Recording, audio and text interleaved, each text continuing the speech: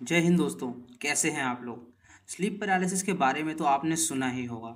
Sleep paralysis वो होता है जब सोते समय अचानक आपकी आंखें खुल जाती हैं, पर ना ही आप हिल पाते हैं और ना ही आप कुछ बोल पाते हैं। आप में से बहुत से लोगों के साथ ये हुआ भी होगा। दोस्तों, पुराने ज़माने में ये माना जाता था कि इसके होने का कारण कोई डिमोनिक इवेंट है, क्योंकि बहुत से लोगों ने स्लीप पैरालिसिस के दौरान किसी अनजान आकृति को देखा था।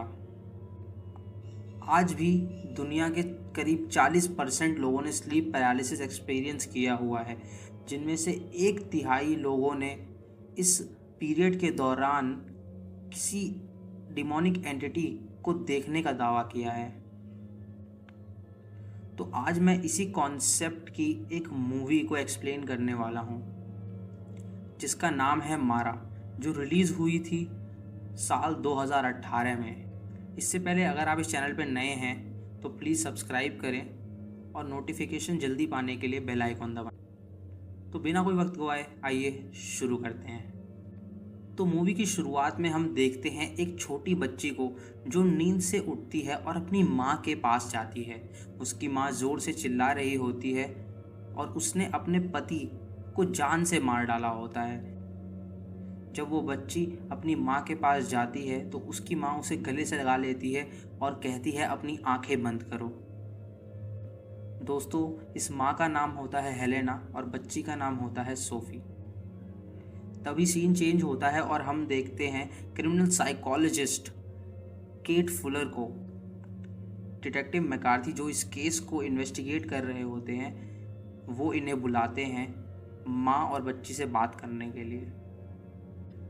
जब केट क्राइम सीन पे पहुंचती है तो वो देखती है कि हेलेन सदमे में है और कोई जवाब नहीं दे रही है। तो वो ऊपर वाले कमरे में सोफ़ी के पास जाती है और उससे पूछती है कि आखिर कल रात हुआ क्या था और उसके पिता की मौत किसने की। सोफी उसे धीमी आवाज में कहती है, मारा। ये सुन के केट उसकी माँ हेलेन के पास जाती है और उससे पूछती है कि मारा कौन है। ये सुनते ही उसकी माँ जोर से चिल्लाने लगती और इन्वेस्टिगेट करने के बाद हेलेन बताती है कि उसके पति एक टीचर थे जो एक स्टूडेंट के साथ रिलेशनशिप में, और उन्हीं की वजह से उनका डिवोर्स भी हुआ और उन्हें उसने नहीं बल्कि मारा ने मारा। मारा एक स्लीप डेविल है जो लोगों की नींद में आके उन्हें स्लीप पैरालाइज करके उन्हें मार डालती है। वो ये भी बताती है कि जब वो रात को नींद से उठी तो वो स्लीप पैरालिसिस में थी और स्लीप पैरालिसिस में होने के दौरान उसने मारा को अपने पति की छाती पे बैठे देखा और उनका गला दबाते हुए देखा, जिससे उनकी मौत हो गई। ये सुन के केट हेलेन को मेंटल हॉस्पिटल में भेज देती है क्योंकि उसे इन बातों पे यकीन नहीं होता। हालांकि केट ने सोफी से वादा किया होता है कि वो उसकी माँ को मेंटल हॉस्पिटल में नहीं भेजेगी। अगली रात को केट जब अपने अपार्टमेंट में सो रही होती है तो वो एक स्लीप पैरालिसिस एक्सपीरियंस करती है और उसी दौरान उसे एक अनजान आकृति दिखती है अपने रूम में। जब वो स्लीप पैरालिसिस से बाहर आती है तो वहाँ कुछ नहीं होता। अगले दिन उसे एक आदमी तकाशी के बारे में पता चलता है इन्वेस्टिगेशन के दौरान और वो उससे मिलने उसके घर जाती है। वो उसके घर को छानबीन करती है तो उसे तकाशी की लाश मिलती है, ठीक उसी सिचुएशन में पड़ी हुई जिस सिचुएशन में हेलेन के पति की लाश मिली थी। यानी इनका कातिल एक ही है। पुलिस को ये लगता है कि तकाशी को भी हेलेन ने ही मारा है और वो किसी स्लीप डीवन मारा पे विश्वास नहीं करते हैं। दोस्तों, इन दोनों आदमी जिनकी मौत हुई, इनका एक कॉमन फ्रेंड होता है डगी। तो केट को लगता है कि डगी ने ही इन दोनों को मारा है।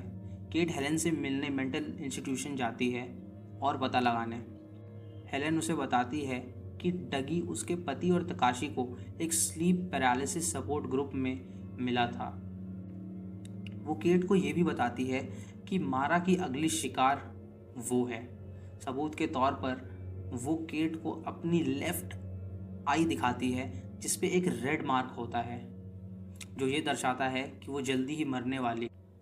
वो उसे ये भी बताती है कि मारा ने उसे मार्क कर दिया है, अब उसकी मौत निश्चित है। केट वहाँ से चली जाती है और उसी स्लीप पैरालिसिस सपोर्ट ग्रुप में जाती है जो डॉक्टर एलियस द्वारा चलाया जाता है, जहाँ उसे डगी भी मिलता है। डगी कहता है कि मारा असली है और वो सबको मार देगी। वहाँ पे एक इंसान सॉल से डगी की लड़ाई हो जाती है और डगी उसे बोलता है कि वो तुझे भी मार देगी। तभी डगी उसका चश्मा उतारता है और उसकी आंखें पूरी लाल होती है। डगी कहता है कि सबूत है कि तू आज रात को मरने वाला। वहाँ से सब डगी को वहाँ से भगा देते हैं। केट उसका पीछा करती है पर वो उसे नहीं पकड़ पाती। सॉल चर्च के आगे बाहर जाके खुद ही अपने आप को जला के मार डालता है। उसी वक्त केट को फिर स्लीप पैरालिसिस होता है और फिर वो एक अनजान आकृति देखती है अपने रूम में। होश आने पर उसे वहाँ कुछ नहीं। तभी डिटेक्टिव मकार्थी केटी को इन्फॉर्म करते हैं कि सॉल की डेथ हो गई है। शक के तौर पर वो डगी को गिरफ्तार कर लेते हैं। डगी वही बात दोहराता है कि मारा असली है और कोई सबूत ना होने के कारण डगी को उन्हें छोड़ना पड़ता है। केट को डगी बताता है कि मारा पहले लोगों को मार्क करती है, फिर वो उन्हें मारती है। ये बात सुनते ही केटी हेलन के पास जाती है और उसका मृत शरीर पाती है हॉस्पिटल में, और हेलन की आंखें पूरी तरह लाल थी। अगले सीन में केट अपने घर में नहा रही होती है बाथ टब में। तभी उसको नींद आ जाती है और वो सो जाती है। जब उसकी आंखें खोलती हैं वो एक स्लीप पैरालिसिस में होती है और फिर एक भूत उसे डरा। जब वो स्लीप पैरालिसिस से बाहर निकलती है तो वो शीशे के सामने अपने आप को देखती है। तभी वो नोटिस करती है कि उसकी लेफ्ट आई के नीचे ठीक वैसा ही रेड मार्क है जैसा कि हेलेन की आंखों में था। अगले दिन वो हेलेन के रूम की फुटेज देखती है। उस वीडियो में एक ग्लिच होती है जहाँ ऐसा लगता है कि मानो कोई हेलेन की छाती पर बैठ के उसका गला दबा रहा हो और उसे जान से मार दिया हो। ये देख के उसे मारा पे विश्वास हो जाता है कि वो असली है। केट डगी के घर जाती है और उसे अपनी आंख दिखाती है। डगी काफ़ी दिनों से रिसर्च कर रहा होता है मारा के बारे में और वो उसे बताता है मारा की हिस्ट्री। वो उसे बताता है कि मारा 4 स्टेजेस में आती है। पहली स्टेज जब तुम पैरालिसिस में होते हो और तुम मारा को देखते हो। दूसरी स्टेज में वो तुम्हें मार्क करके चली जाती है। तीसरी स्टेज में वो तुम्हारे ऊपर आ जाती है और तुम्हारी छाती पे चढ़ जाती है और तुम्हारे गले पे अपना हाथ रखती है। और चौथे स्टेज में जब तुम स्लीप पैरालिसिस से बाहर आते हो फिर भी तुम मारा को देख सकते हो, और अगर तुम इस 4th स्टेज में सोए तो वो तुम्हें नींद में ही मार देगी। वो उसे ये भी बताता है कि मारा तभी आती है जब कोई गहरी नींद में हो।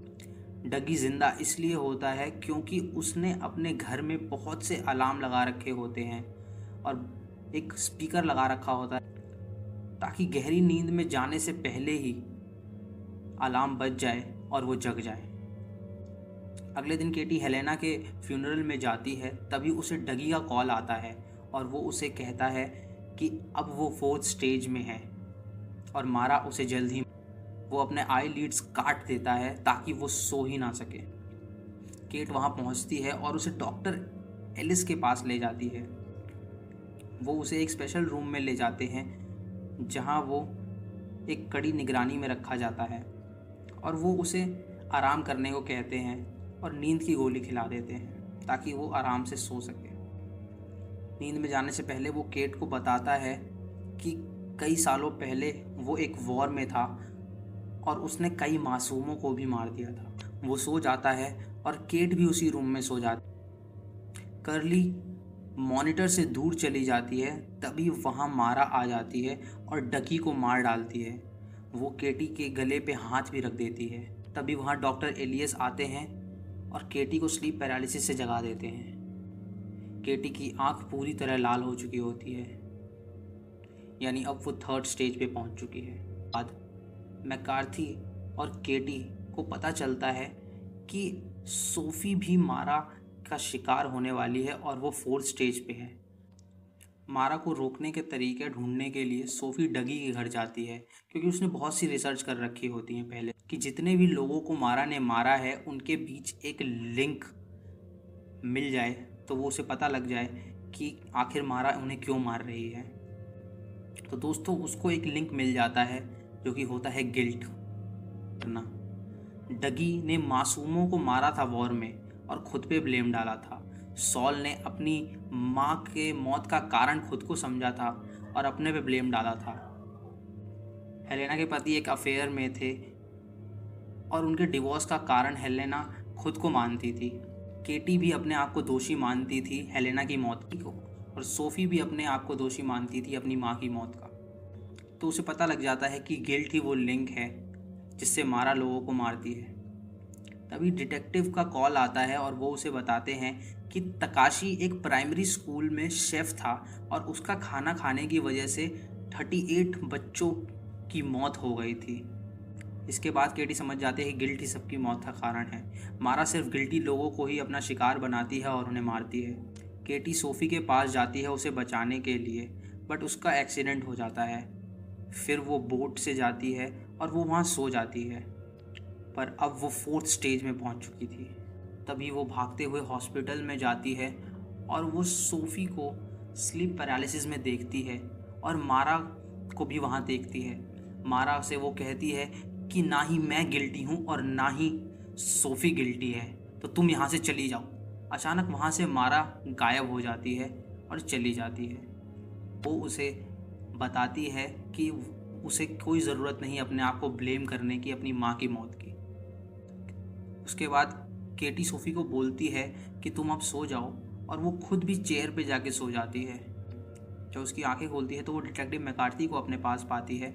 फिर वो सोफ़ी के पास जाती है और उसे पूछती है कि क्या तुम ठीक हो। अचानक सोफ़ी पलटती है और उसकी आंखें पूरी काली हो जाती हैं और वो एक डिमोनिक आवाज़ में उससे कहती है कि मैंने तो तुम्हें माफ़ किया, लेकिन मेरी माँ ने तुम्हें माफ़ नहीं किया। तभी वहाँ उसे पता चलता है कि वो तो नींद में है, असली में वो एक सपना देख रही है। तभी मारा वहाँ आ जाती है और केटी के गले पे हाथ रखती है और मूवी ख़त्म हो जाती है। तो दोस्तों ये थी मारा मूवी की कहानी।